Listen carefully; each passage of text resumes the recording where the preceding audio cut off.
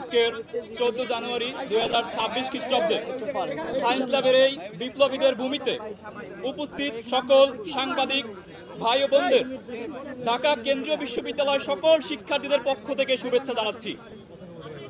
আপনারা সবাই জানেন 7 কলেজকে একটি পূর্ণাঙ্গ স্বায়ত্তশাসিত বিশ্ববিদ্যালয় গঠন করার লক্ষ্য নিয়ে আমরা জুলাই বিপ্লবের পরপর সময়ে আমরা প্রায় 16 মাস ধরে আমাদের সংগ্রাম, আমাদের আন্দোলন কর্মসূচি চলমান রেখেছি। আপনারা জানেন এই আন্দোলন কর্মসূচি চলমান রাখতে গিয়ে আমরা বিভিন্ন সময়ে সরকারের বিভিন্ন দপ্তরে আমরা পদোন্নতি দিয়েছি। আপনারা জানেন আমাদের এই কর্মসূচি চলমান সময়ে আপনারা প্রত্যেকটি পদক্ষেপের সাক্ষী ছিলেন। এজন্য আপনাদেরকে আমরা আবারও ধন্যবাদ জানাচ্ছি। আপনারা জানেন দীর্ঘ সময় ধরে ঢাকা কেন্দ্রীয় বিশ্ববিদ্যালয় গঠনের লক্ষ্যে তারা একটি আইন প্রণয়নের কথা আমাদেরকে বলছে। তারা বিভিন্ন সময়ে আমাদেরকে বিভিন্ন আশ্বাস দিয়েছে। আমরা আশ্বাসে আশ্বস্ত হয়ে আমরা এখানে বারবার আন্দোলন সংগ্রামে যুক্ত হয়েছি এবং আন্দোলন সংগ্রাম উইথড্র করে নিয়েছি। তবে আপনাদেরকে আজকে একটি কথা বলতে চাই, আজকে রাজধানীর 4টি পয়েন্টে 7 কলেজের বিপ্লবী শিক্ষার্থীরা অবরোধ করেছিল। সেই কর্মসূচি সফল করার একদম ক্রান্তি লগ্নে আপনাদের সামনে কথা বলতেছি। আর বেশি কথা বলবো না। দীর্ঘদিনের আমাদের আন্দোলন সংগ্রামের আমরা সমাপ্তি চাই। আমরা আর কোনো জনদুর্ভোগ সৃষ্টি করতে চাই না।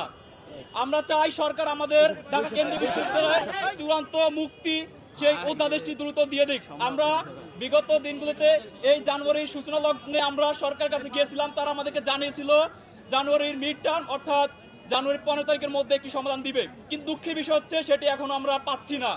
অতএব যার ফলশ্রুতিতে আমরা মূলত আজকে রাজপথে নেমেছিলাম। আজকে আমাদের 4টি স্পটের কর্মসূচি সফল হওয়ার একদম ক্রান্তি লগ্নে। আপনাদেরকে আগামীকালকে কর্মসূচি সম্বন্ধে আমি জানিয়ে দিচ্ছি।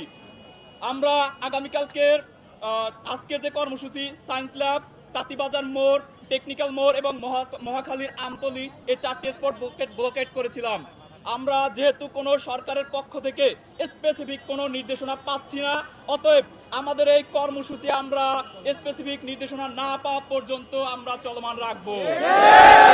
আমাদের এই ব্লকেট কর্মসূচি অনির্দিষ্টকালের জন্য চলমান থাকবে। যারই ধারাবাহিকতায় আমরা আগামীকাল 15 জানুয়ারি 2026 খ্রিস্টাব্দ রোজ বৃহস্পতিবার আবারও আমরা 3টি স্পটে আমরা আমাদের ব্লকেট কর্মসূচি চলমান রাখবো। আগামীকালকে সায়েন্স ল্যাব, টেকনিক্যাল, তাঁতিবাজার মোড় এই 3টে স্পট আবারও ব্লকেট কর্মসূচি চলমান থাকবে। অতএব আমরা আশাবাদী যে সরকার আমাদের বিষয়ে অর্থাৎ 7 কলেজ সমন্বয়ে যে প্রস্তাবনা করা হয়েছে ঢাকা সেন্ট্রাল ইউনিভার্সিটি নামে একটি বিশ্ববিদ্যালয়ের, সেটির চূড়ান্ত মুক্তি অর্থাৎ অধ্যাদেশ জারি করে সেটি সমাধান করে দিবে। অতএব পরবর্তীতে আমাদের কথা বলবে বিভিন্ন সেশনের শিক্ষার্থীরা তাদের যৌক্তিক কথাগুলো, দাবি দাওয়াগুলো আপনাদের সামনে তুলে ধরবে সংক্ষিপ্ত আকারে। আপনারা এতটুকু সময় ধৈর্য ধারণ করবেন। সেটা আমরা আমাদের অফিসিয়াল বিবৃতিতে জানিয়ে দিব সবাই।